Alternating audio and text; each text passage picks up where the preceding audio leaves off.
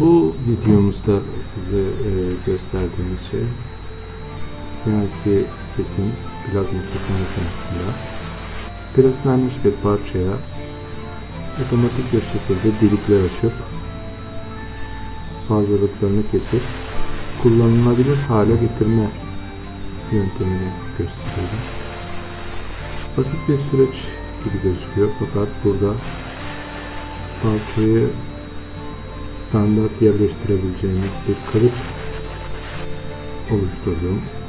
Bu kalıbın oluşturma sürecinden sonra deliklerin nereye delineceğine dair uygun çizimin yapılması, bu çizimlerin tekrar makineye bağlandığında uygun referans değerlerini elde edilmesi gerekiyor. Daha önceki kesimlerle eşleşmesi gerekiyor. Bu parçayı ne zaman alırsanız başka herhangi bir parçayla uyumlu olması gerekiyor.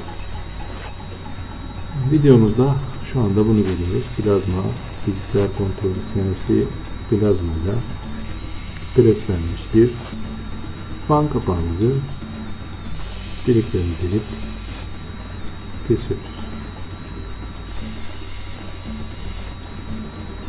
Sonrasında hazır halinde gösteriyorum.